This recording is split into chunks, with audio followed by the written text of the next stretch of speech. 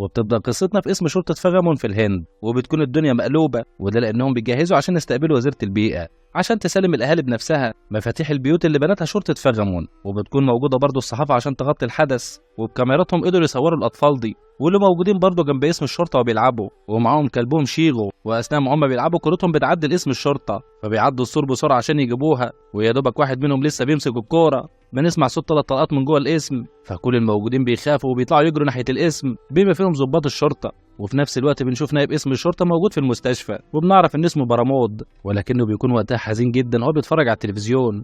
وقتها بنكتشف ان مراته في لقاء في التلفزيون واسمها سريجة، وجاي مع بنتها الايدول المشهورة، وبيقعد يتفرج على بنته وهي بتغني وهو حزين.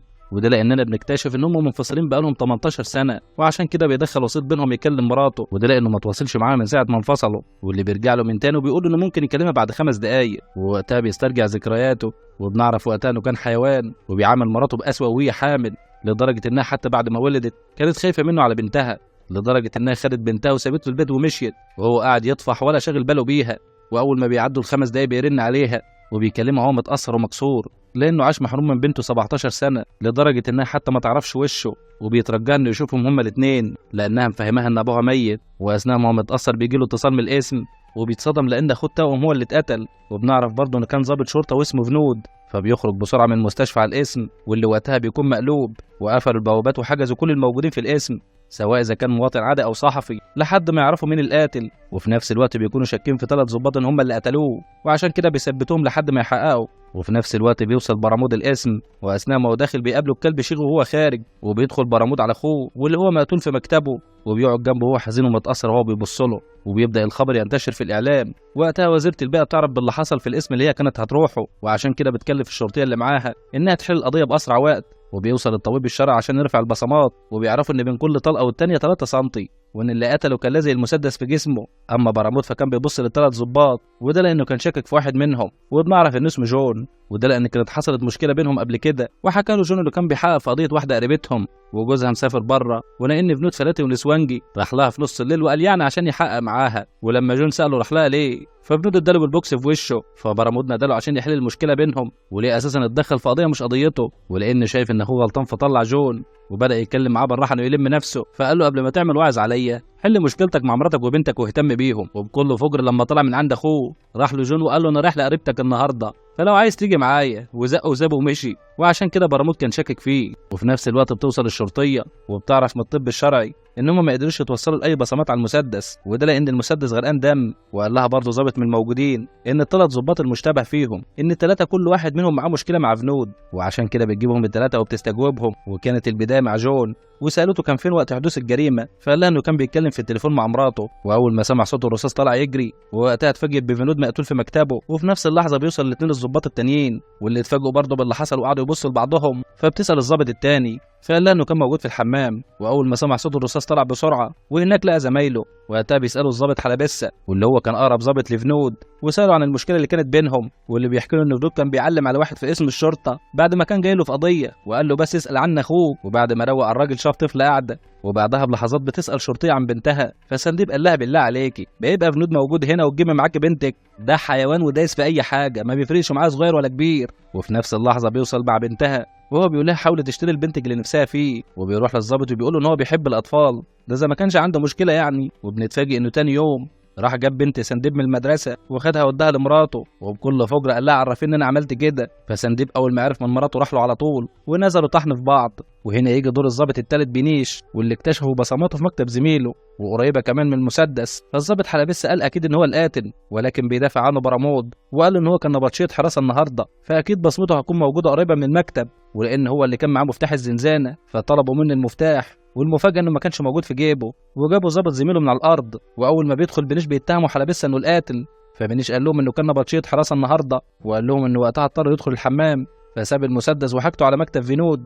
واثناء ما هو في الحمام سمع الطلقه، فسالته الشرطيه عن مشكلته مع فنود، فقال لهم انه كان سهران في فندق مع زمايله، وجاله واحد وقال له ان فنود سكران على الاخر لدرجه انه بيلعب قمار على المكنه بتاعته. ولما دخل له عشان يتكلم معاه ففنود كشم له وهزقه، فبنيش بيسيبه ويخرج، وقتها بيشوف 3 شباب بيتخانقوا في الطرقه، ووقتها بنعرف ان عامل من الفندق صور فيديو البنت وولد كانوا واقفين مع بعض، وحاولوا كتير ياخدوا التليفون عشان يمسحوا الفيديو، ولكن العامل اصر ان هو ما صورهمش، فحاول بنيش يتدخل عشان يحل المشكله. وقتها بيخرج فينود، واللي اول ما شاف موظف الموضوع اعصابه باظت، وحكى له بنيش اللي حصل، وان العامل صور بنت وولد مع بعض فيديو، فمن غير تفاهم نزل ضرب في الولد على طول، وهو بيتهمه انه كان بيعمل علاقه مع فتاه قاصر. فالبنت اتجننت على اللي حصل في زميلها، ومسكت ازازه وكانت هتضرب بيها فنود، ولكن الضربه بتيجي في العامل، فبنيش خده بسرعه وطلع بيها المستشفى. واثناء ما هو في الطريق افتكر ان البنت مع فنود لوحدهم، وعشان كده بيوقف موتوسيكل في الطريق وبيرجع له بسرعه، لانه عارف تفكيره القذر ودماغه. واول ما دخل الفندق سال عنهم، وفعلا اللي كان بيفكر فيه حصل، لانه طرد الشاب وخد البنت في الاوضه، فطلع له بسرعه الاوضه وخبط عليه، بس للاسف بيكون وصل متاخر،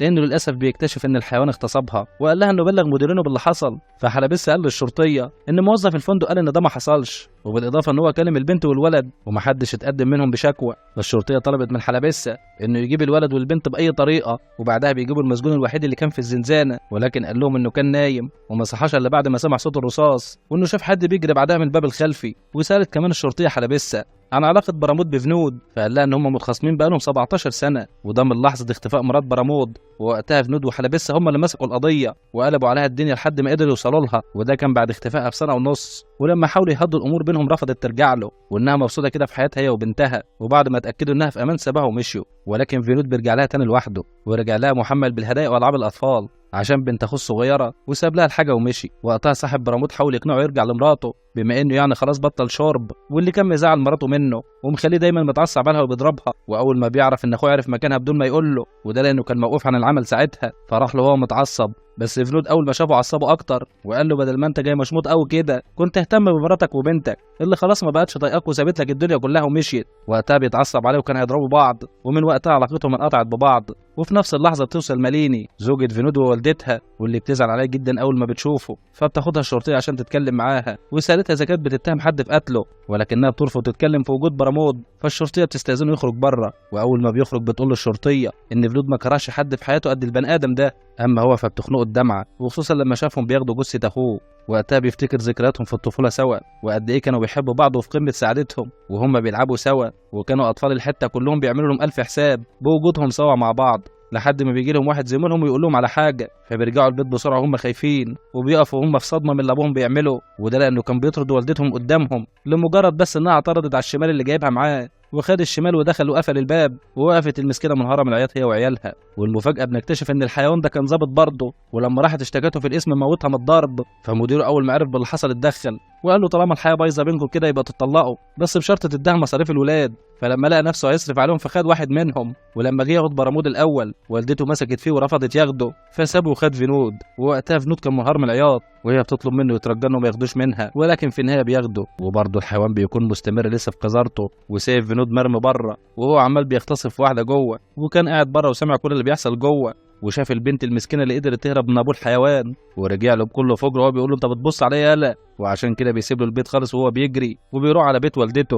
بس للاسف بيتفاجئ انها مشيت يا اخوه برامود، ووقتها بيزعل جدا، بالاضافه ان زمايله بيبداوا يضايقوه، وخصوصا انه بقى وحيد، فبيهرب منهم وبيرجع لبيت ابوه من تاني. وقتها بيتفاجئ بالشباب اللي طالعين من عنده، وكل واحد منهم ماسك شوره في ايده، وده لانهم قتلوا الحيوان بعد ما حاول يغتصب قريبتهم. فوالدته اول ما بتعرف بترجع هي واخوه، ولكن المفاجاه ان اول ما بيشوفهم بيقفل في وشهم الباب وبيسيب لهم الدنيا خالص وبيهرب. ووقتها بنتاكد انه كان ضحيه حيوان، وللاسف طلع نسخه طبق الاصل من ابوه. وحتى برامود لما نادى عليه عشان يرجعه كمل في طريقه برضه ما رجعلوش. وبنرجع للوقت الحاضر من تاني، وحلبسه بيوري للشرطيه فيديو لفنود قبل ما يموت، وكان وقتها مبسوط جدا وهو بيتكلم مع واحد صاحبه، لانه اخيرا لقى الزوجه بنت الحلال اللي تلمه. ولما الشرطيه سالته عن ماليني فقال لها حلبسه انها غيرت حياته للافضل، لدرجه انه خلاص قرر يتجوزها، بس للاسف ملحقش. وبنتفاجئ انه عرفها في اسم الشرطه، واثناء ما هو راجع من بره شافها قدامه، واول ما شافها دخلت دماغه، فسال زميلته عن قصتها، فقالت له ما تشغلش بالك انت، لانه كان معلم عليها قبل كده في بنتها، ولانها بوظت الدنيا عنده، فعمل نفسه معدى عليهم. وسال والدتها لو يقدر يساعدها، فقالت له ان جوزها طول الوقت بيشتمها وبيضربها، وفي النهايه كمان طردها من البيت، وترجتها انه يساعدهم. فعلى طول بيدخل لحلبسها وبيقول انه هياخدها لجوزها عشان يعرف ايه قصتهم. وفي الطريق واول ما بيركبوا العربيه بيظبط المرايه عشان يتابع الفارسه الجديده واللي وقتها كانت حزينه اساسا ومش دارينا بيه. اما والدتها فقالت له انها كانت شغاله في حضانه اطفال، وللاسف الحضانه قفلت من اسبوعين، وعشان كده الحيوان جوزها ما بقاش قادر يصرف عليها، وبقى طول الوقت مطلع قرفه عليها. ولما بيوصلوا هناك بنحس ان جوزها شكله مجنون فعلا، لانه مجمع صحابه وعمالين يسقفوا ويطبلوا وقال ايه بيتضرعوا لله. واول ما بيشوف الشرطه قدامه بيخاف وبيعتذر لمراته، ولكن فينود بيزنقه في جنب وحذره يمد ايده عليها تاني والا هو اللي هيقطعه بنفسه. ولانه برضه مش عايز يفوت الفرصه، فقبل ما يمشي قال لها لو ضايقك تاني كلميني على طول، وسجل لها كمان رقم تليفونه. ويا دوبك بس طلع على الطريق يتفاجئ انها بترن عليه، فرجع لها تاني بسرعه، وهناك بنتفاجئ ان المجنون بيكسر عليها الباب بالبلطه وعايز يموتها لانها بلغت عنه الشرطه، ولكن فينود بيقدر يكتفه وياخده معاه. وبعدها بيروح المستشفى الماليني، واللي كانت لسه برضه مصدومه وما بتنطقش، وحاول كتير يتكلم معاها بس برضه ساكته وما بتنطقش. ولما سالها اذا كان عندها مكان تبات فيه وقتها بتعيط، وده لانها ما عندهاش مكان بسبب فقر والدتها، وعشان كده بياخدها معاه لبيته، وبتكون وقتها مدياله الامان لانه ضابط شرطه وما تعرفش انه حيوان شهواني وما بيعتقش. واثناء ما هي قاعده حزينه في الاوضه بيدخل لها وبيحاول يتحرش بيها،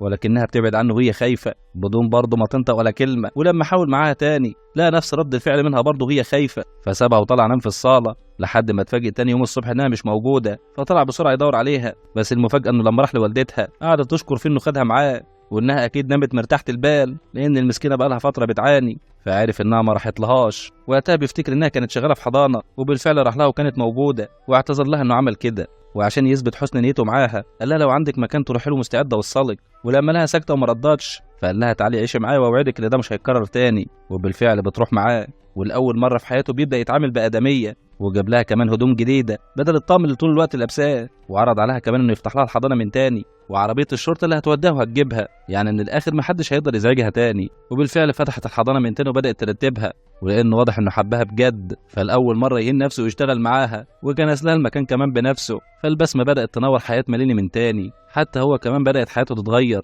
وبدا يحس انه انسان لاول مره في حياته، وبدا كمان يهتم بنفسه ويلبس ويتشيك قبل ما يروح لها، وهي كمان بدات تحس معاه بالامان. لحد ما ماليني بتحضر محاضره واللي كان وقتها بيشرحها لهم برامود عشان يعرفهم قيمه الاهتمام بالطفل، لانها بتكون عامل مؤثر جدا في شخصيته لما بيكبر. ووقتها بيدخل عليهم نيفيدو وطلب منها تخرج معاهم ما تحضرش المحاضره، فبتسمع كلامه وبتخرج. وقتها بيقول لبرامود انه كان عايز ينقلهم الاسم لانه مش هيسيب الاسم ومش هيتحرك من مكانه. ولما خرجت ماليني قالها لي حضرت المحاضره لما عرفت ان هو المحاضر، وخصوصا انه حكى لها عن كل المشاكل اللي بينهم. وبالليل في قعده صفا هو ماليني قال لها ان مفيش واحده ست دخلت البيت ده وقعدت اكتر من يوم، وعشان كده الجيران كلوا وشه، وده لان عمري ما وثقت في حد وانت الوحيده اللي وثقت فيكي. وقال لها هو حزين على نفسه انه ما عرفش حد كويس في حياته، وان حياته كلها كانت قذاره في قذاره لحد ما هي ظهرت في حياته. فماليني بدأت تتأثر بكلامه وإنه اتغير على إيديها وبقى شخصية تانية. وبنرجع تاني للوقت الحاضر لما برامود اتواصل مع شركات الهاتف عشان يجيب مكالمات فينود آخر أسبوعين. اتفاجئ إن الموظف رفض يديله أي تفاصيل، وقال له كمان الموظف إنه طلب منه يتعقب اتصالاته هو. فبيدخل بسرعة للشرطية هو متضايق وسألها إذا كان مشتبه فيه في القضية وإنه انطلب منهم تتبع تليفونه. فالشرطية بتتفاجئ وبتبص لحلبسة واللي بيقول له إن الكل عارف إن كان في مشاكل بينكم ومش بعيد خالص تكون أنت القاتل. فبرامود قال له أي نعم في مشاكل بيننا، ولكن في النهاية ده أخويا واستحالة أفكر أذيه. وطلب من الشرطية إنه يشارك في التحقيق، فقالت له دوس يا معلم. واول ما بدا جمع الثلاث ظباط من تاني وقتها بيتفاجئ ان في تضارب في كلامهم، لان بليش وسندوب قالوا ان هما الاثنين كانوا في الحمام في نفس الوقت. ولما ضغط عليهم سندوب بينخ وبيقولوا انه كان موجود في حمام السيدات يا دي النيله، فخدوا بسرعه للشرطه الحريمي عشان يتاكد فعلا اذا كان معاها وقت سماع صوت الرصاص. فبتترجاه وهي خايفه يستر عليها لانها متجوزه وعندها اطفال. طب لما انت خايفه من الفضيحه ما لمتيش نفسك من الاول ليه؟ ولما اتاكد من صدق كلام الظباط الثلاثه بدا يشيك على كاميرات المراقبه، وقتها اتفاجئ ان المسجون ما كانش في الزنزانه، فعلى طول بيروح له الزنزانه وبيضربه عشان يعترف. وبنعرف برضه انه كان بريء لان بليش اثناء ما كان مزنوق وطالع يجري على الحمام وقتها بتقع منه مفاتيح الزنزانه، فعلى طول بياخد المفتاح وبيقدر يخرج. ودخل بسرعه لغرفه الاحراز عشان ياخد الحرز بتاع قضيته، ووقتها بيسمع صوت الرصاص ولانه شاف الاسم بيتقلب فرجع بسرعه الزنزانه وقفل على نفسه المخدرات اهون من القتل. وقال له وقتها انه شايف فينود قاعد في مكتبه وتقريبا كده كان في حد قاعد معاه لانه وقتها كان مركز مع حاجه ولكن ما شافش الا هو وبس. فبيبدا يفرغ كاميرات الصحفيين اللي كانوا موجودين، وقتها بيشوف الطفلين اللي كانوا بيلعبوا جنب الاسم، وبكده بيقدر يحل لغز القضيه. واثناء ما الوزيره متعصبه لانهم بقالهم 12 ساعه وما قدروش يحلوا القضيه، بيدخل لها برامود وبيقول لها ان فينود كان اخوه الصغير. ووقتها كانت المفاجاه لان فينود انتحر، وكانت الرصاصه الثالثه هي اللي جابت اجله لانها كانت في قلبه، والدليل ان المسدس كان قريب من جسمه، بالاضافه ان جسمه ما عليهوش اي علامات خناقه، ولكن الوزيره ما بتصدقوش لانه ازاي انتحر ب3 رصاصات. وقتها حلبسه بيتدخل وبيقول له ازاي واحد كان مبسوط جدا قبل الحادثه بدقايق ينتحر كده فجاه. فجاب لهم شاهد العيان واللي هم كانوا الطفلين اللي شافوا الحادثه بنفسهم وقت ما عدوا السور وكانوا لسه هياخدوا الكوره. وقتها شافوه وهو بيقتل نفسه وبيأكد بربوط كلامهم انه اول ما وصل لاسم الشرطه بعد الحادثه كان الكلب بتاعهم مقابله على البوابه وكان وقتها شايل الكرة في بقه. وده كله ظاهر في فيديوهات الصحفيين. وبعد ما بيتحل لغز القضية لسه مازال في لغز موجود وهو سبب انتحاره واللي بيعرفها برموت أول ما بيخرج من عند الشرطية. ووراله الظابط زميله البرنامج التلفزيوني اللي كان بيشوفه لحظة ما مات وطلع ان هو نفس البرنامج اللي كان بيشوفه في بداية القصة لمرات برمود وبنته وهي بتغني عشان وقتها برمود يتصدم بالحقيقة المرة. وبنعرف ان وقت ما بنود كان بيتكلم في التليفون مع صاحبه وهو مبسوط انه اخيرا لقى الزوجة الصالحة. وقتها بيشوف مرات اخوه في التلفزيون ولما ركز مع البرنامج اتفاجئ ان المغنية اللي بتغني بنت اخوه واللي هي نفسها البنت المسكينة اللي اغتصبها في الفندق. وده لانه للاسف ما كانش يعرفها فبيبص لها هو حزين ومصدوم بعد اللي عمله في اقرب حد ليه وهي بنت اخوه وهو بيفتكرها في طفولتها وبيفتكرها لحظة ما كانت بتدافع عن نفسها وهو بيغتصبها. ولما حس قد ايه وقتها انه كان حيوان بيطلع مسدسه وبيقتل نفسه. واثناء ما برموت حزين بياخد الفيديو بيوريه البليش وبيسأله إذا كانت البنت اللي بتغني هي نفس البنت اللي اغتصبها في الفندق. وللأسف بليش بيأكد له إن هي نفسها فبيفضل يبص البنت وهو بيعيط. ورجع لبيته وهو مش شايف قدامه ووقتها كانت مراته بترن عليه بس هو كان في عالم تاني ومش دريان بيها بعد ما اتصدم ان بنته الوحيده اغتصبها اخوه التوأم. ولما دخل بيته تخيل صوره اخوه قدامه في المرايه واللي هو طبعا تيبيكال هو. وفي نفس الوقت بترن عليه مراته تاني واللي قالت ان بنتهم هترجع النهارده واول ما هترجع هتكلمها عنه وتعرفها ان ابوها لسه عايش. ولكن المره دي هو اللي بيرفض وطلب منها ما تجيبلهاش سيرته ابدا ولا تعرف انه موجود في الدنيا لانها المفروض ما تعرفش وشه واللي هو للاسف نفس وش اخوه. وطلب منها ما تتصلش بيه تاني وبيكسر التليفون وهو مقهور وحزين لانه للاسف هيتحرم من بنته طول عمره لانها لو شافت وشه هتعرف ان هو اللي اغتصبها. وبكده بتخلص قصتنا وبتبدأ قصتنا بأب اسمه كبير وهو رايح يجيب بنته جافيتا من المعهد بس الحاج كبير بيتصدم لأن اتفاجئ إن بنته مش هتتعلم ده رايحة تحب وتصاحب. فبيتعصب على ابنه دروف اللي قاعد جنبه وبيسمع أغاني وهو بيقول له معلش بس يا فنان هزعجك لثواني قول لي بسرعة مين الشاب ده. فقال له إن المنظر اللي أنا شايفه ده استحالة دي تكون صداقة بنتك شكلها خربها في المعهد يا كبير. ايوه بيندهوا باسمه والمفاجاه كمان انها سابت الشاب ده وراحت تركب ورا واحد تاني الموتوسيكل. فقال لنفسه لا كده كتير على رجولتي وقعد يزمر لها بالعربيه عشان تجيله. بس المفاجاه ان جافيتا ما خافتش ولا حاجه وراحت لباباه وهي مبتسمه عادي خالص وهي بتقول له ايه يا بابا الوش ده كله فضحتني قدام زمايلي. فسالها مين الشاب اللي كان واقف معاكي فقالت له يا ترى اللي كان بيحضني ولا اللي كان عايز يوصلني. بس المفاجاه برضه ان كبير ما ردش ولكن ظروفه هو اللي بيجيب ضرافها وهو بيقول لها ايه قله الادب دي هو ما فيش احترام بربع جنيه للحاج كبير. ووقتها جافيتا كمان بتأكد معاه رحلتها واللي هي بتروحها في نص الشهر مع زمايلها. فقال لها معلش بس لو ازعجك هو ده سؤال ولا انت بتقولي لي. فقالت له الاثنين. فظروف قال له يا كبير اسمع مني البت دي عيارها بيفلت ومش هنقدر نسيطر عليها بعد كده. ووقتها بنكتشف ان الحاج كبير مدلع ولاده على الاخر ومديهم الحريه الكامله لانه بيثق فيهم وبيكون عارف عنها كل تفصيله في حياتها لانها برضه ما بتخبيش عنده اي سر. ووالدتها جوتي لما بتعرف بالرحله بترفض لانها خايفه عليها ولكن ابوها بيوافق فبتحضنه وهي بتشكره. ووقتها بنعرف ان ظروف العفريت شاطر جدا في المونتاج وبالفعل الفيديوهات اللي صوروها في اخر خروجه ليهم منتجها لهم كفيلم سينمائي وقعدوا كلهم يتفرجوا عليه وهم طايرين من السعاده. وبعدها بيتجمعهم كبير كلهم في عربيته عشان ياخدهم لمزرعته عشان يقضوا هناك الاجازه وبيكونوا كلهم طايرين من السعاده وواضح قد ايه مدى حبهم لبعض وثقتهم في بعض. وفي الطريق ضروب بيحتاج يلبي نداء الطبيعه فبينزلوا في استراحه وبيدخلوا الحمام وفي نفس الوقت بيدخل عليهم واحد بيتكلم في التليفون وبصوت عالي وكبير بياخد باله انه بيكلم بنته وانها بتطمن عليه وبتطلب منه يخلي باله من نفسه. وقتها جافيتا بتكون قاعده في المطعم مع والدتها وبترفض تاكل الفطيره لانها سايحه زيت. فكبير بيقول لها يا خايبه اتعلمي من ماما ده والدتك بتعشق النشويات. وقتها بتقلب له وشها لانه بيتريق عليها بما انها مليانه حبتين. وبعد ما بيخلصوا اكل كبير بيروح يجيب شاي ولكن الكاشير بيقول له هات لي فكه الاول وبيكون واقف جنبه برضه نفس الشخص اللي كان جنبه في الحمام. وبيرجع لزوجته تاني عشان يسالها على فكه بس اتفاجئ ان الراجل ده جايب له شاي لحد عنده ولسه كبير بيقول له ما ينفعش. فالراجل بيقول له والله لا انت واخده يا راجل ده حاجه بسيطه ومش يمكن في يوم من الايام انت اللي تشتري لي الشاي. فكبير لما حس انه شخص ذوق عرض عليه انه ينضم ليهم وبالفعل بيروح لهم بعد الحاح من كبير. ومن هنا بدأت رحلة التعارف بينهم وعرفهم بنفسه انه اسمه فراج وبيعرفهم كمان ان عنده بنت قد جافيتا بنتهم. وفي نفس الوقت لما جه يحط الشاي قدام جافيتا فتأسفت له انها بتكره ريحة الشاي فاعتذر لها وبعدوا عنها. وفي نفس الوقت كبير بيجي له تليفون فبيستأذنهم ويقوم. وقتها فراج بيبدأ يركز مع جافيتا وبيبدأ يسألها عن الأكل اللي بتحبه وإذا كان عندها هواية وبيطلب منها كمان إنها تقرأ له المنيو لأن نظره ضعيف ونص النضارة وكمكافأة لها اداها بونبوناية وبتاكلها بسرعة قبل ما ياخدها منها ضروف. بس المفاجأة إنها أول ما كانت البونبوناية بدأت ملامح وشها تتغير وبدأت تركز أكتر مع فراج وهو كمان مركز معاها وفي نفس اللحظه بيوصل كبير وبيقول لها ان هشام حارس المزرعه بتاعتهم هو اللي كان بيكلمه، وبيعتذر منه انه مش هيكون موجود في المزرعه لانه عمل حادثه ورجله اتكسرت. اما فراج فقال لجافيتا كل الفطيره واللي هي من شويه كانت رافضه تاكلها، والمفاجاه المره دي كانت الفطيره من غير تفكير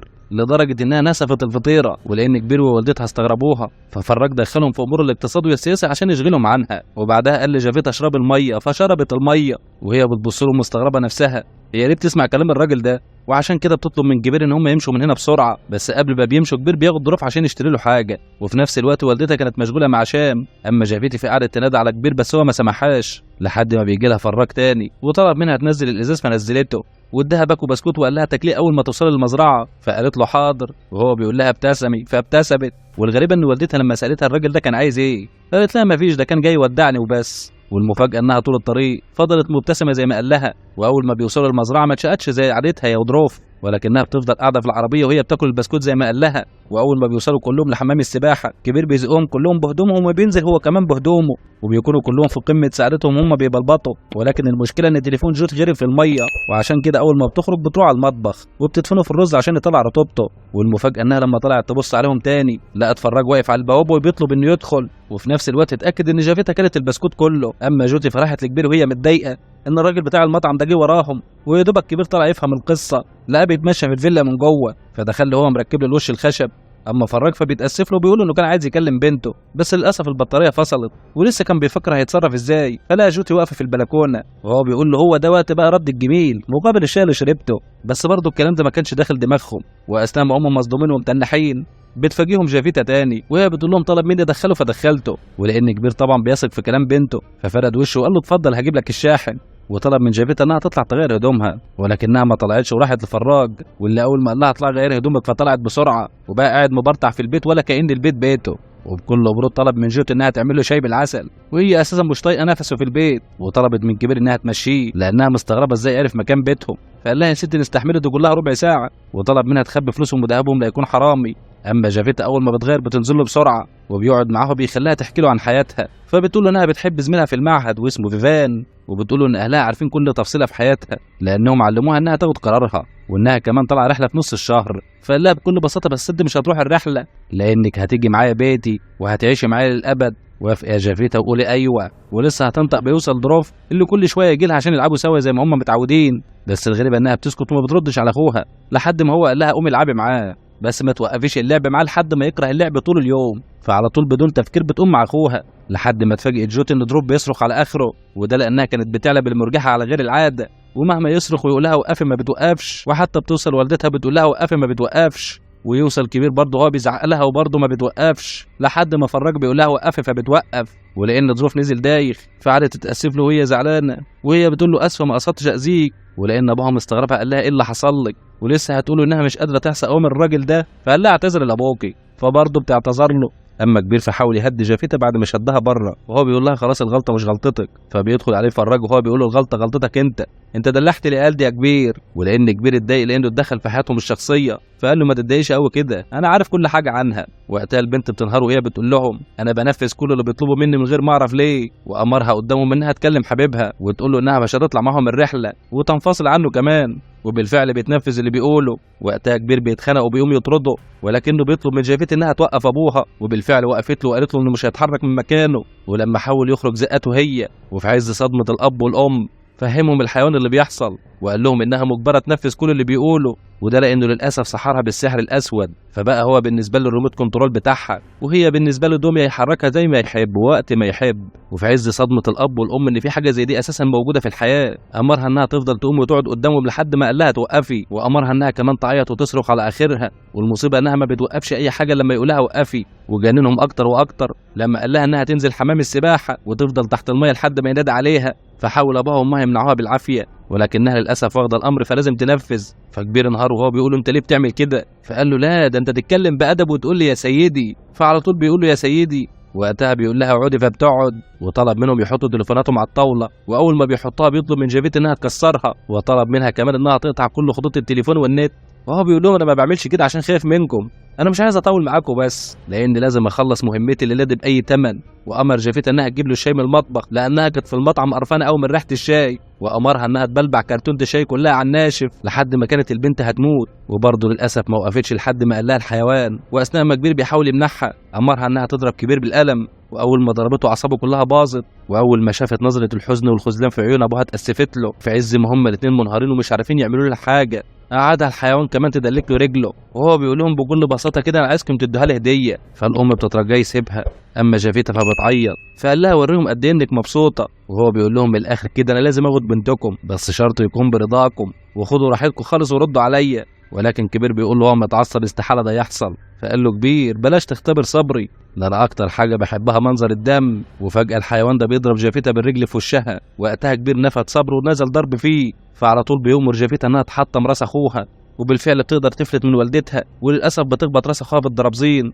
وللاسف بيقع على الارض غرقان في دمه. وفي نفس الوقت على البوابه بيوصل ضابط الشرطه، وبيفضل يرن الجرس بس محدش بيطلع له. فبيدخلوا هم بنفسهم للبيت، والمفاجاه بنلاقي المكان مترتب ولا اكن في حاجه حصلت. وبيقول لهم الضابط انه بيرن الجرس بقاله ربع ساعه ومحدش معبره. فبيعتذر له كبير ان الاغاني كان صوتها عالي وما سمعوش، وعلى طول بيخبي الدم اللي في كمه. وهو بيقول للضابط عن الحيوان ده انه صديقه. فبيقول لهم الضابط ان جات لهم مكالمات لم يرد عليها على خط المساعده من خط جوتي، ولما رن تاني محدش رد عليهم. فقالت لهم انها ما تعرفش حاجه عن الموضوع ده، فرنت على تليفونها. فقالت لهم انا فهمت مين اللي عمل كده دلوقتي، وان اكيد ابنهم ظروف هو اللي عمل كده. واستاذنت الضابط انها تجيب التليفون، وطلع ان هو التليفون اللي كان موجود في الرز. فدخلت المطبخ عشان تجيبه، وقتها بنتفاجئ ان جافيتا قاعده على انبوبه الغاز المفتوحه، وفي ايدها عود كبريت، ومستعده انها تولع المكان باللي فيه بامر من الحيوان اللي بره. ولما حاولت تقرب من جافيتا عشان تستعطفها، لقت البنت بتصغر لها وبتقول لها ابعدي لا اولع. فراحت تجيب التليفون بسرعه وهي منهاره، لان كان الضابط بيفكر يدخل لانها اتاخرت عليه.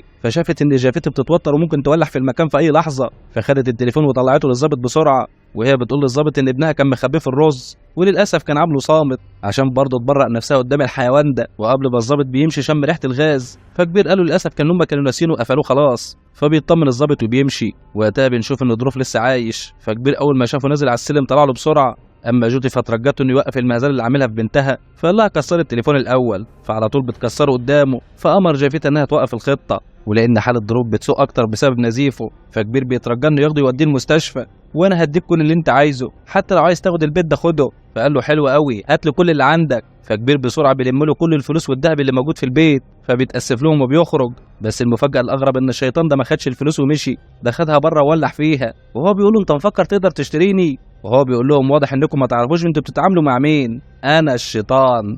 اعوذ بالله، ما خلاص يا راجل من غير ما تحلف باين على وش امك. فالمساكين بيرجعوا يتصدموا من تاني بعد ما حسوا خلاص ان هيغور ويحل عنهم. وبيدخل تاني الجافيت وهو بيأمرها تضرب نفسها بالقلم، وده لانها كانت عارفه مكان التليفون وما قالتلوش. وكبير واقف بره مع كل قلم قلبه بيتقطع، لدرجه ان كبير ما اتحملش اللي بيحصل وطلع يقعد مع ظروف. اما الشيطان فبيقول لها كفايه ملل لحد كده، خلاها تشغل موسيقى وترقص شويه. وفضلت جافيتا ترقص لمده ساعه كامله لحد ما المسكينه ما بقتش قادره، ولكنها مش قادره توقف لانها واخده الامر. وكل ما والدتها تفكر تقرب منها لانها صعبت عليها، بيقول لها خليكي مكانك. ولما شافت ان بنتها بتموت خلاص راحت جابت لها بسرعه ميه، ولكن الحيوان للاسف منعها تشرب الميه، ولان والدتها مش راضيه تمشي وتسيبها. فامر جافيتا انها تجيب سكينه من المطبخ، وقال لي جافيتا هيعد لوالدتك من 1 ل10، ولو ما طلعتش للدور اللي فوق اذبحيها. فوالدتها بتطلع بسرعه لانها حست البنت ما بتهزرش، وبعدها بيأمر جافيتا انها تحرسه لانه هيريح شويه، وقال لها لو حد فكر يقرب اقتليه. وكبير اول ما بيعرف من جوت ان الحيوان ده نام وبنته بتحرسه، فكر انه هيقدر يسيطر على بنته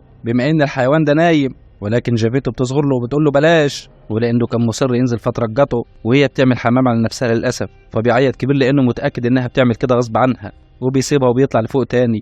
واول ما والدتها عرفت باللي حصل نزلت لها بسرعه، وطلبت من الحيوان ده تاخدها الحمام تنظفها، وطلب منها تغير هدومها مكانها. فوالدتها راحت تسترها بسرعه، ولكن البنت بتطلع فيها كانها وحش، وترجته انها ما تقلعش هدومها لحد ما تجيب لها هدوم جديده. واول ما والدتها بتطلع بيسال الحيوان ده جافيتا اذا كان كبير هيتخلى عنها بعد كل اللي بيحصل لهم ده. فقالت له مستحيل يتخلى عني. فقال لها يبقى لازم اوريهم العين الحمراء. واثناء ما والدتها بتغير لها هدومها هما الاتنين منهارين، وعشان كده جوتي ما اتحملتش نظره بنتها وكانها بتقول لها ساعديني يا امي. فشدت من جافيتا السكينه ونزلت على الحيوان ده، وفي نفس الوقت بتشوف كبير وهو نازل من على المواسير، وبيشوف المدعكه اللي بتحصل تحت. وقتها جافيتا بتكون مشغوله بتدور على السكينه بعد ما قدر يبعدها عن ايديها، ويا دوبك جافيتا بتلاقي السكينه وهتقتل والدتها. بيدخل كبير في نفس اللحظه وبيوقفها، وعشان يخلص من الحيوان ده فبيربط جافيتا في السلم وبيفضل يضرب فيه لحد ما خلاص كان هيموته، وهو بيقول له حرر بنتي. ولكن الحيوان ده بيأمر جافيتا انها تضحك لحد ما تموت، وبالفعل جافيتا بدأت تضحك بطريقة هستيرية لدرجة ان كبير ومراته ما قدرش يستحملوا صوتها ودماغهم صدعت وصفرت. وقتها الحيوان ده بيقول لكبير عن السر اللي ما كانش يعرفه، ان لو كان هو غار في داهية كانت هي هتفضل تضحك لحد ما تموت. وقال لها خلاص كفايه يا جافيتا، اهلك هيموتوا من الرعب لان والدك عايزك تبتسمي زي الاول وان حرارك للابد. وطلب من كبير ياخدها معاه تاني، ووعدوا انه هيرجعها له تاني قريب، ولكنهم برضه بيرفضوا تاني ولانهم بهدلوه فقرر يعلم عليهم. وطلب من جافيتا انها تقتل اخوها، وبالفعل بتطلع زي المجنون عشان تقتله، ولكن كبير بيقدر يسيطر عليها. وقتها بتنهار من العياط وهي بتقول لهم انا مش عارفه ايه اللي بيحصل يا بابا، ولا عارفه حتى اتصرف ازاي لان محتاره ومش عارفه اعمل ايه. وهي بتترجى باباها انه ينقذها، واثناء ما هم بيهدوها وبيطمنوها وكبير بيقول لها انه هيخلص عليه وينهي المهزله دي، فقالت له سيبهولي وانا عارفه هتصرف ازاي. ولكنها فجاه بتقفل عليهم الباب وبترجع تدور على الدروب زي المجنونه واللي كان وقتها مستخبى على السطح، وبالفعل بتكسر الباب وبتدخل وراه. وفي اللحظه دي كبير بيقدر يفتح الباب ويطلع لها، ولما طلع وراها عشان يمنعها للاسف بترشق السكينه في ايده، وبالفعل بتقدر تتمكن من اخوها وللاسف بترميه من على السطح. فبينزل كبير بسرعه عشان يلحقه بس للاسف ما بيلحقش. ومن حسن الحظ للمره التانيه الواد بيعيش وبيتحرك. ايه يا ابني هو انت متبتشان ولا ايه؟ وفي عز فرحه كبير انه عايش بيطلب منه الشيطان يغيب له جافيتا،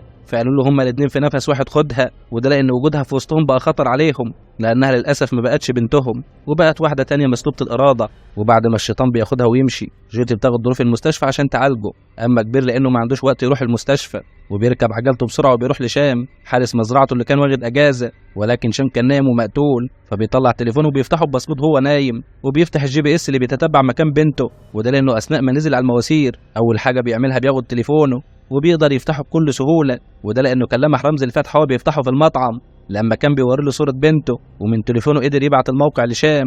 وبعد ما بيعرف موقعهم بيركب مكنه شام وبيروح له. وقتها بنتفاجئ ان الشيطان ده مش اول واحده ياخدها من اهلها كانت جافيتا، لانه وقتها بنشوف واحده بتتمرجح وهو بيقول لها يخرب بيتك انت لسه بتتمرجحي، انزلي انزلي. وفجاه بنكتشف ان هما مش واحده ولا اتنين كمان، ده ليله كبيره قوي سعادتك، وبيجمعهم كلهم في مكان غريب وبيبدا يعمل طقوسه الاغرب وكانه الملك وكلهم عبيد عنده. وبعد ما بيجمعهم كلهم حوالين النار وبيأمرهم ان كل ما هيرمي دميه من الدمى السمراء واللي بيكون عددهم كتير هم يتحركوا ناحيه النار شويه لحد ما يرمي الدميه الحمراء في النار، كلهم ينطوا في النار. الله يخرب بيتك، وقال ايه عشان يحرروا نفسهم من ايه بس وحد قالك حررني؟ وبالفعل بيبدا يرمي في الدمى واحده ورا التانيه، وكل ما يرمي هم يتحركوا ناحيه النار اكتر. وفي نفس اللحظه بيوصل كبير للوكيشن بس بيلاقي حريم كتير متربصاله، ولكنه بيقدر يخلص عليهم وبيروح للشيطان، واول ما بيشوف كم البنات الموجوده وبيتحكم فيهم بيتصدم، وللاسف من ضمنهم جافيتا، وفي عز صدمته بينضرب على دماغه. فالشيطان اول ما بيشوفه بيضحك وبيأمرهم يقفوا الطقوس وخلاهم يسحبوه كمان لحد عنده، وهو بيقول له شكلك كده مش ناوي تستسلم يا كبير، وهو بيعرفه انه مديهم كلهم تعليمات ان لو حد مس شعره منه ياكلوه حي. ووقتها بيعرفوا الشيطان ده هو بيعمل كل ده ليه اساسا، وان اول ما البنات اللي مجمعهم دي هتنط في النار كده مش هيحتاج ياكل حد تاني عشان يسحره، ولكنه هيقدر يسحره بمجرد النظر وعلى طول هيكون عبد ليه، وبكده يقدر يحكم العالم كله ويكون الكل عبيد عنده. ولانه لازم يتم طقوسه قبل طلوع الفجر فبيسيب كبير مرمي قدامه وبيكمل طقوسه لحد ما بتيجي الدميه الحمراء واللي من بعدها البنات هيرموا نفسهم في النار. واول ما كبير بياخد باله على طول بيتصرف، فعلى طول بيولع في رجليه والدميه بتقع من ايده، واول ما بيقع عليه بيقطع له لسان القذر بالسكينه اللي في ايده، وللاسف بسببه كان مدمر بنات واسر كتير، وبيمسك لسانه كمان يرميه في النار. اما الشيطان فكان هيتجنن لانه خلاص ما بقاش قادر يتكلم ولا يوجه البنات، ولكن البنات كانوا واخدين امر ان هم يقتلوه، وفي اللحظه اللي كلهم بيتجمعوا عليه عشان يقتلوه وفجاه باللهم بيهدوا وهم بيبعدوا عنه، وده لان كبير شغل لهم تسجيل بصوت الحيوان ده وقت ما كان الحيوان ده بيقول لجافيتا اعتقد ان والدك عايزك تبتسمي وترجعي لطبيعتك ويحررك للابد، وده كان بمساعده دروف وبرنامج المونتاج بتاعه اللي قدر يجيب الكلمات بالظبط اللي هو محتاجها. وقتها البنات المساكين بيرجعوا لطبيعتهم من تاني وهم منهارين من العياط بعد ما بيشوفوا الحاله اللي وصلوا لها، وكبير بيروح لجافيتا وهي منهاره من العياط وبياخدها في حضنه من تاني وهو مش مصدق انها رجعت لطبيعتها تاني. وفي النهايه بترجع البنات المساكين لاهاليهم وللاسف بيكون عددهم 120 بنت، ولكن الشرطه بتقول انها ما قبضتش على الحيوان ده لحد دلوقتي عشان نتفاجئ بعد سنه بان الحيوان ده لسه عايش ولكنه عايش ميت في مخزن تحت مزرعه كبير عشان يدوقوا الذل اللي ورهوله، وبيكون اكلوا الفئران الميته المعفنه وهو متقيد بالسلاسل وذليل زي الكلب، وهو بيقول له بقى انت عايز تاخد بنتي مني بكل سهوله كده؟ ده الاب مننا بيدفع الكوت عشان عياله وما بيقدرش يتحمل عليهم اي اذى، فتيجي بكل سهوله كده عايز تستعبدها؟ ومن النهارده ده جحيمك يا حيوان، وبيسيبه في الظلام الدامس وبيمشي، وبكده بتخلص قصتنا. وقصتنا النهارده بتبدأ في قرية فقيرة بيحكمها الفقر والظلم والجهل، ومليانة كمان بقطاع الطرق. وفي عز الجهل ده كله بنشوف شاب اسمه منوج، ومنوج كل أحلامه إنه ينجح ويبقى ضابط شرطة عشان يطلع أهله من الفقر اللي هم عايشين ويطهر كمان البلد من الفساد. بس الغريبة بنشوفه هو بيجهز البراشيم عشان ينجح. وعشان نعرف ليه منوج بيعمل كده تعالوا الأول نعرف قصة والده واللي بيقوله المحضر بجواب رفضه من الشغل. فوالده بيتعصب عليه وبيقول له مش هقبله. فتتة منوج بتتدخل وبتقول لابنها عيب يا ابني كده تزعل الموظف، هو يعني كان ذنبه ايه؟ تعالى يا ابني اما اقول لك تعال. واول ما بيروح لها بتنفش فيه وبتقول لحفيدها التاني هات لي بندقيه جدك بسرعه. بقى يا واطي عايزين ترفدوا ابني؟ فلا يا حاجه والله ما ليا دعوه، انا يا دوبك موظف بقوم بشغلي. فبيحكي لها المحضر وهو خايف منها بسبب رفضه، وده لان ابنها رفض يوقع على ملف توزيع البذور للفلاحين. فقال له اوقع على ايه؟ هم الفلاحين خدوا حاجه اساسا؟ بقى العمده ياخد البذور ويبيعها في السوق السوداء وعايز انا امضي لك؟ فقال له يا واطي بقى بتتهم العمده انه حرامي؟ طب اكتب لي يا ابني بسرعه كتاب رفضه. فالراجل اتعصب عليه وهو بيقول له يا شويه حوش، وقلع الجزمه ودرب في وشه. فقال له ايه اللي انت عملته ده؟ انا اول مره حد في حياتي يضربني بالجزمه. فقال له طب خد المره التانيه ودرب برضه في وشه. ينفع كده يا حاج يضرب رئيسه في الشغل بالجزمه؟ ومش مره واحده ده مرتين. فالتبته بتفرح وبتقول لابنها لا انت غلطان خالص، دول مش عايزين الضرب بالجزم، دول عايزين الضرب بالنار، ما تجيب يد البندقيه من جوه. وبالفعل الولد بيضرب عليه نار، ولكن والدته اللي بتلحقه. وبالليل بتتجمع العيله كلهم عشان يتعشوا، وبيقول لهم الاب انه مش هيسكت على الظلم ده وهيروح المحكمه. فزوجته قالت له ما عنديش مشكله بس هنعيش ازاي من بعدك لما تمشي؟ فالتيتا قالت لهم بقول لكم ايه، حارب يا ابن الظلم زي ما انت عايز وادعمك من كل قلبي، ولكن محدش هياخد مليم واحد من المعاشي. فمنوك حب يطمن والدته وقال لها ما تقلقيش يا امي وان شاء الله هنجح وابقى موظف كبير. وتاني يوم بيروح الامتحان ببراشيمه وهو بيقول لهم انا لازم انجح السنه دي، يعني لازم انجح. فزميله قال له بالبراشيم اللي معاك دي كلها ده انت لازم تطلع الاول. ولكن المدرس كان له راي تاني وقال لهم فكوكم الدروشه اللي انتوا عايشين فيها دي، كل واحد يطلع البرشام اللي معاه ويقطعه، ده انتوا يا شويه اغبياء السنه اللي فاتت سيبنا لكم اللجان ومع ذلك ما عرفتوش تغشوا من الورق اللي معاكم، انما السنه دي عندنا الجديد وهكتب لكم الاجابات بنفسي على السبوره. ولكن للاسف الطلبه ما بتلحقش تفرح لان الضابط دوشي بيوصل عشان يمنع الغش. فبيدخل على مدير المدرسه بطقم حنيه وبيقولوا ان الغش اللي بيحصل ده عاده ربنا ما يقطع لنا عاده، لان للاسف دول شويه اغبياء ومحدش يعرف منهم يبقى دكتور ولا مهندس ولا ضابط زي سيادتك، وعشان كده بنساعدهم عشان ينجحوا او على الاقل يلاقوا وظيفه تلمهم. فقال له ما شاء الله عليك ده انت بتقدم خدمه وطنيه بقى للبلد. قالوا لا والله يا فندم مش انا خالص، ده العمده، ما هي دي مدرسته بقى سيادتك بيعمل فيها اللي عايز يعمله، وهو سيادتك بيتصل او حضرتك ممكن تتكلم معاه. ولكن الضابط بيرفض يتكلم. فقالوا لا يا فندم حضرتك كده غلطت غلط كبير، واضح انك ما تعرفش ان في قطاع طرق بيدرسوا هنا فمش بعيد يحرقوا لك البيت بالليل. ومع ذلك يا سيدي انسى كل اللي حصل وخد الهديه دي مني وكبر دماغك. ولكنه كان ضابط محترم ورفض الرشوه وكمان قبض على مدير المدرسه، وبالتالي بتتحول المدرسه كلها لمدرسه لم ينجح احد. وفي نفس اليوم بالليل بيدخل منوج على والدته وهو طاير من السعاده وهو بيديها فلوس بحيث ما يحسسوهاش بالعجز بعد سفر ابوهم، وبيعرفوها ان هم اشتغلوا على عربيه نقل زباين، واحد فيهم بيسوق والتاني بينادي. وتاني يوم واثناء هم شغالين وفرحين ان هم بيساعدوا والدتهم، ولكن بيظهر لهم رجاله العمده وبيفتروا عليهم وعايزين ياخدوا منهم الزباين باي طريقه. ولكن اخو منوج ما بيسكتش وبيضرب واحد من رجاله العمده، وبالرغم ان هم ما عملوش حاجه غلط اساسا الا ان الشرطه بتجيلهم وبتقبض عليهم وبتاخد منهم الزباين وبتركبها في عربيه العمده، وفي الاسم وبكل ظلم وبكل قسوه بيبداوا يضربوا فيهم، وخصوصا اخو منوج لانه ضرب رجاله العمده. فمنوج بيتعصب وبيهدد الفاسد بقى بتستقوى علينا ببدتك الميري، طب بس اديني فرصه وخرجني وانا اجيب البندقيه بتاعت جدي وفرتكك بيها. فقالوا طب اطلع وريني شطارتك ولو ما وصلتش قبل الفجر هتيجي تستلم اخوك جثه. فمنوج بيطلع يجري بسرعه ولكنه ما بيرجعش بيتهم وبيروح على بيت الضابط ريشي وبيفضل ينادله باعلى صوت لان العساكر بتمنعه. ولكن الضابط بيطلع على صوته، واول ما عرف الضابط بالظلم اللي هيتعرض له هو واخوه بياخد منوج وبيروح على القسم، وهناك بيتفاجئ ان هم عايزين يلبسوا له تهمه، ولكن الضابط بيراوغ عليهم بالخرزانه وبيفرج عن منوج واخوه. واثناء ما الضابط راجع في طريقه بيشوف منوج واخوه فبياخدهم معاه في عربيته. وقتها منوج بيفضل يبص له طول الطريق باعجاب وبيشكروا على اللي عملوا معاهم، وحكى له كمان ان والده راجل شريف. واول ما بيوصلهم الضابط اخوه بيغمزه وبيقول له انه يوصل الضابط يخرج لهم العربيه، ولكن المفاجاه ان منوج ما جابلوش سيره العربيه وبيقول انا نفسي اكون ضابط زيك اعمل ايه؟ فالضابط قال له بكل بساطه بطل تغش. وبالفعل منوج سمع من نصيحته وبدا يذاكر لانه قرر لاول مره في حياته انه مش هيغش وانه لازم يعتمد على نفسه. وبالفعل بيدخل الامتحان وبيكون الكل حواليه بيغش الا هو، وده لان ريما رجعت لعادتها القديمه بعد ما العمده الفاسد نقل الضابط، ولان منوج بقت حياته كلها دراسه في دراسه فالام اضطرت تبيع كل حاجه عشان تقدر تصرف على منوج في غياب زوجها، لحد ما اخيرا منوج بيقدر ياخد الثانويه. وقتها جدته بتاخده معاها اوضتها وبتطلب منه يطلع لها الصندوق اللي تحت السرير عشان تفاجئه بمفاجاه عمره بالمعاش اللي كانت بتخبيه العمر كله منهم، وهي بتقول له انها كانت عامله حساب اليوم ده، وبتطلب منه ما يشغلش باله من النهارده بحاجه غير المذاكره وبس، لانها عايزاه يرجع لها ببدله ضابط الشرطه. فمنوك بيطير من السعاده وهو بيحضنها، وبيخرج من قريتهم وهو كله حماس وامل يحقق حلمه حلم اهله، وبيركب الباص اللي هيوصله للمدينه وهو في قمه سعادته، وبتكون قاعده جنبه ست طيبه وبنت حلال. ولكن للاسف لما بيوصل بيكتشف انها بنت حرام، لانها للاسف سرقت شنطته باللي فيها. وقتها الدنيا بتسود في وشه وما بقاش عارف يعمل ايه، لانها للاسف سرقت كل مستقبله الفلوس والهدوم.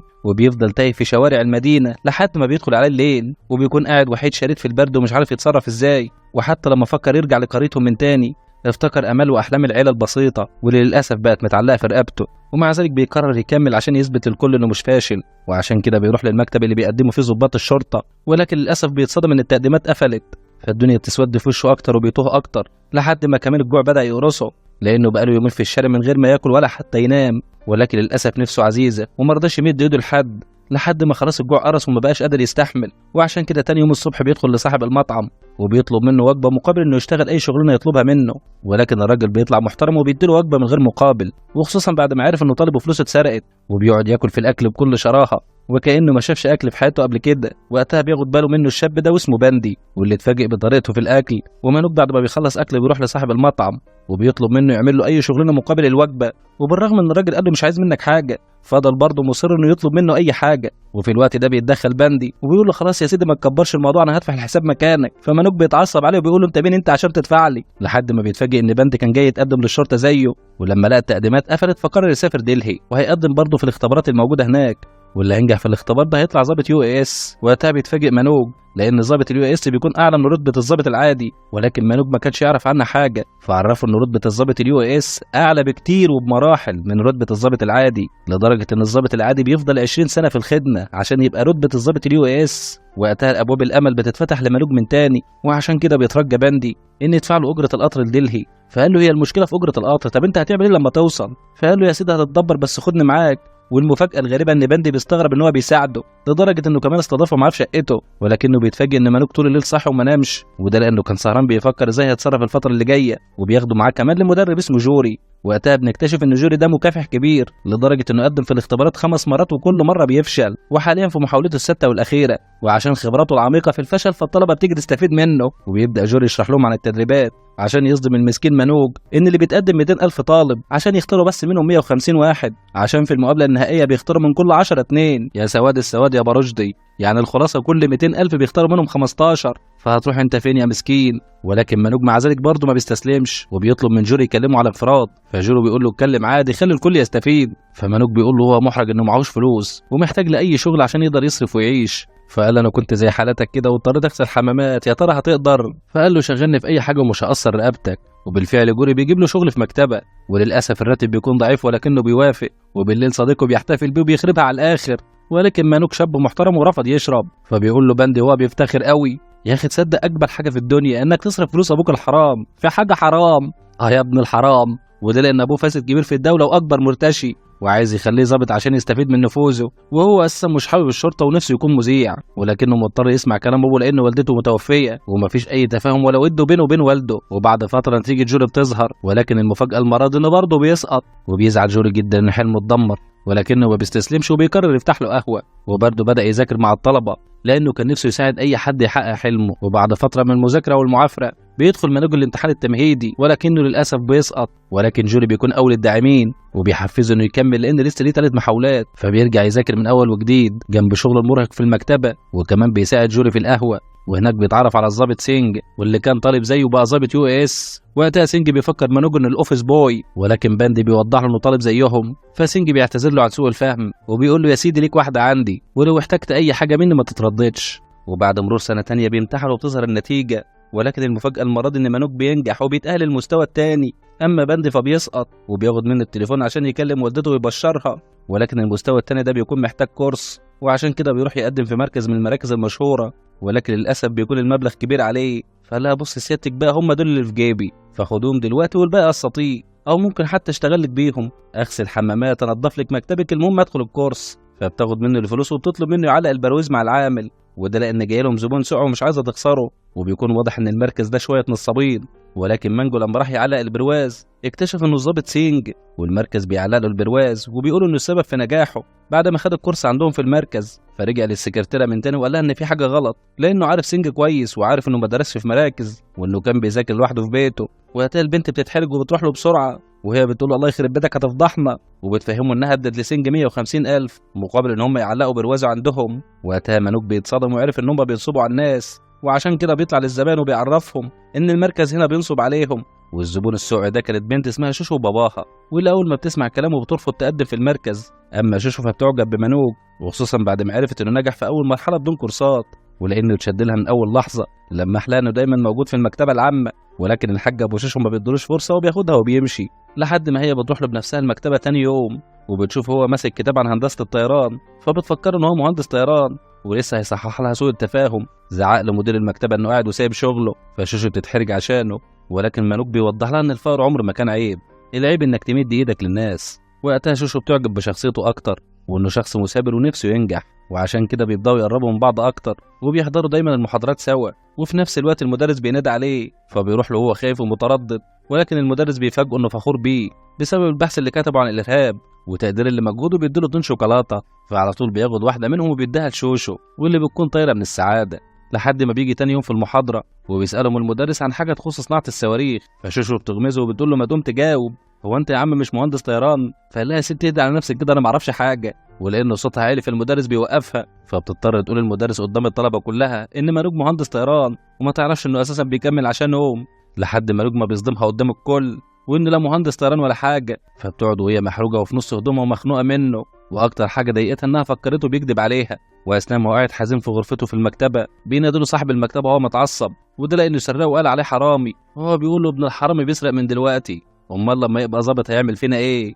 وقتها مانوك بيتعصب بعد ما هان ابوه وقلع جزمته كان هيضربه على وشه، ولكنه بيمسك نفسه في اخر لحظه وبيسيب له المكتبه خالص وبيمشي، ولانه اختفى تماما ومبقاش يحضر دروس. فقعد يدور عليه بند لحد ما قدر يوصل له، لحد ما بيتفاجئ بيه شغال في مكنه طحين، ولان بند كان مصدوم من اللي شايفه وازاي هيقدر يذاكر كده. ولكن مانوك بكل بساطه والابتسامه على وشه بيعرفه على المكتب واللمبه بتاعته، ولكن بند كان شخص محترم للمره الثانيه وعرض عليه يرجع معاه بيته عشان يعرف يذاكر، ولكن مانوك بيرفض يعيش على قفا حد حتى لو كان صاحبه. لحد ما بيجي يوم الامتحان وبيكون خارج وهو في قمه سعادته انه قفل الامتحان، لحد ما بيصدمه زميله انه جاوب غلط لان السؤال كان عن السياحه وهو جاوب عن الارهاب، وده لانه ضعيف في الانجليزي. فبيقعد المسكين وهو مصدوم، والمفاجاه ان تاني يوم بيروح على بيت شوشو لانها كانت قالت له عن عنوان، ولكن بيتفاجئ انها مش موجوده وانها موجوده في فرح. فبيدخله الخادم وبيخليه يكلمها، وبيكلمها وهو في قمه سعادته وبيطلب منها يقابلها عشان يعتذر لها، ولكنها بتساله عن الامتحان فقال لها انه للاسف اتلخبط بين السياحه والارهاب. فقالت له شوشو ازاي تغلط غلطه زي دي؟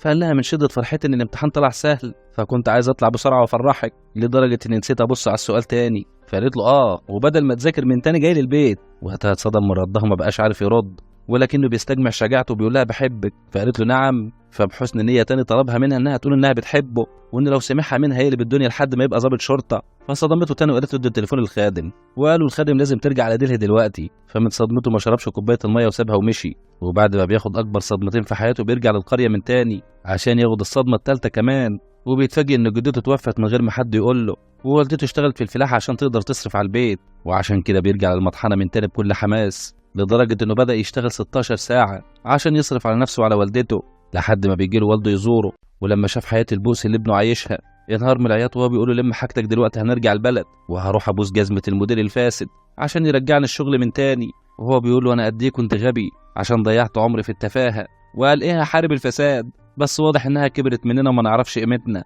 ولكن مانوك بيفاجئه برده وطلب منه يستمر في محاربه الفساد، وطمنه على انه كويس وبخير وان شاء الله هينجح ويبقى ضابط كبير ويقضي على الفساد ده كله. وقتها الاب بيدمع دموع الفرحه لانه حس وقتها انه خلف راجل بجد. ولكن للاسف الشغل بدا ياثر على مذاكرته لانه ما بقاش يذاكر الا 3 ساعات في اليوم، واثناء ما في الدرس بتروح له شوشو واللي كانت مختفيه بقالها فتره كبيره وبتعتذر له عن وقاحتها معاه في اخر مكالمه، وبتقول انها بعد دقيقه كلمته تاني على تليفون البيت عشان تجيله وتقعد معاه. ولكن وقتها كان هو مشي، فقال لها انا بشكرك جدا انك كنت واقحه معايا في اليوم ده لان ده وقت دراسه مش وقت حب. وبدا هو اللي يركب لها الوش الخشب وكانه واحد تاني، وبيستاذنها وبيقول لها اشوفك على خير بعد الامتحانات واللي هي المفروض بعد شهرين. وبالفعل بيمر شهرين وبند بيسقط تاني. اما شوشو فهي اللي بتعرف ان مانوج نجح، فبتجيب عنوانه وبتروح له بسرعه عشان تبشره، لحد ما اتصدمت بالمكان اللي هو عايش فيه واللي مش مؤهل تماما لطالب يقدر يذاكر. ولما حاولت تلمح له انها عايزه تساعده اتعصب عليها وهو رافض المساعده، وهو بيقول لها يا بنت انت في عالم وانا في عالم تاني خالص، واستحاله نتقابل ابدا، ظروفك غير ظروفي تماما، شقيانه في الارض عشان تربي اخواتي، وابويا متلطم في المحاكم عشان يحارب الفساد، واخويا شغال اجري عند الناس، فشوفي حالك يا بنت الناس وسيبيني اشوف حالي. وبيمر الوقت وبيدخل الامتحان، ولكن للاسف برضه بيفشل، والمصيبه ان دي كمان تالت سنه بيسقط فيها. فشوشو بتفضل موجوده جنبه عشان تدعمه وتواسيه لحد ما بيجي لهم بند وهو شارب ومش شايف قدامه، وبدا يفهم منوج ان شوشو كانت السبب في سقوطه لانها مش مدياله فرصه يركز، ولو ما كانش عارفها كان زمانه نجح من بدري. وقال له خلي بالك انت لما نجحتش وبقيت ظابط هي استحاله تبص لواحد زيك فقير وشغال عامل مطحنه. فشوشو بتتخانق من كلامه وبتسمه وهي بتعيط، فبيروح وراها منوج عشان يهديها، فبتفكره لما قال لها لو سمحت منك كلمه بحبك هقلب الدنيا، فقالت له بحبك وعايزاك تقلب العالم وتنجح وتحقق حلمك وحلمي. فبياخد منها جرعه الحماس وبيطلع يجري، ولكنه بيروح على بيت الضابط سينج، وبعد شد وجذب مع العساكر بتوعه بيقدر يوصل له، ومانوك بيفكره بنفسه فبيفتكره وفكره بالخدمه اللي عنده، وطلب منه يقعد معاه 5 دقايق عشان يعرفه ازاي ينجح في الامتحان الاساسي. ولكن سينج لما بيقعد معاه بيحبطه اكتر لانه طلب منه يكتب مقاله عن نفسه في نفس مده الامتحان، ولكن مانوك ما بيقدرش يخلص قبل المده. فسينج قال له مش عارف تكتب مقاله عن نفسك فازاي هتقدر تحل الامتحان.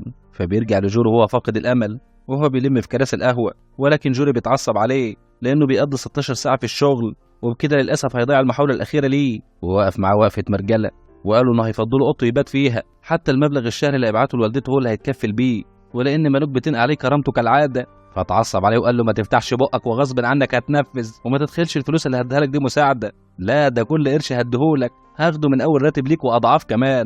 ووقتها جوري كان بيساعده بدافع انه نفسه يشوف الغلابه بتحقق احلامهم لانها مش حكر على الاغنياء وبس. وبالفعل بيتنقل مانوك لاوضته، ومن وقت للتاني بتهب عليه نسائم الفل والورد والياسمين عشان ترطب عليه جو المذاكره والملل، لحد ما بيجي امتحان المحاوله الرابعه والاخيره، ومع ظهور النتيجه بيسقط بند كالعاده، وللاسف برضه كانت اخر محاوله ليه. فابوه بيتعصب عليه وبيهزقه وبيقول له انه خلاص رمى طوبته. اما المفاجاه العظيمه ان مانوك بينجح، واول حاجه بيعملها بيكلم والدته على طول اللي بتكون طايره من السعاده ومش مصدقه ان ابنها خلاص هيكون ضابط شرطه. وتاني يوم بنشوف هو بيلبس البدله استعدادا للمقابله، وبتكمل فرحته كمان بوجود حبيبته واللي بتاخده وبتروق عليه وبتعمل له فوطه سخنه عشان يكون في كامل شياقته واناقته. وبيروحوا هما الاتنين كمان لصاحبهم باندي، واللي اول ما بيشوفهم بيطير من السعاده ان هم افتكروه في اليوم ده، وبيعتذر لشوشو على الهرتله اللي هرتلها لما كان شارب، ولكن شوشو بتسامحه بعد الفرحه الكبيره. واثناء ما هم في طريقهم للمقابله وبتديله شوشو جواب وبتطلب منه ما يفتحوش لما يكون لوحده، وبعدها بيدخل مانوك عشان يقدم لهم الورق بتاعه. وقتها بيكون في عامل عجوز جنبه وبياخد باله ان مانوك سقط في الثانويه، فنصحوا ان هم لو سالوه في المقابله عن سبب سقوطه يكذب ويقول ان هو ما حضرش الامتحان اصلا بسبب اي عذر قهري، لانهم لو عرفوا انك حضرت الامتحان وسقطت هتبقى في وجهه نظرهم فاشل واستحاله يقبلوك كظابط ابدا. فبيسيبوا مانوك وبيدخل المقابله، واول ما بيفتحوا الملف بتاعه بيتفاجئوا بالسنه اللي سقطها، وخصوصا ان السنه اللي قبلها كان الاول على الدفعه. ولكن المفاجاه ان مانوك ما كدبش وقال الحقيقه، وقال ان هو سقط بسبب ان هم منعوا الغش في المدرسه، وحكى لهم قصته مع الضابط المحترم. فكان الرد ان رئيس اللجنه بيرفضه، ولكن الست المحترمه دي واللي تقريبا كده في رتبه وزير بتطلب منه يستنى بره، وده لانها استغربت انه ما كدبش عليهم وقال الحقيقه كده ببساطه. اما هو فبيخرج من عندهم والدنيا سودا في وشه،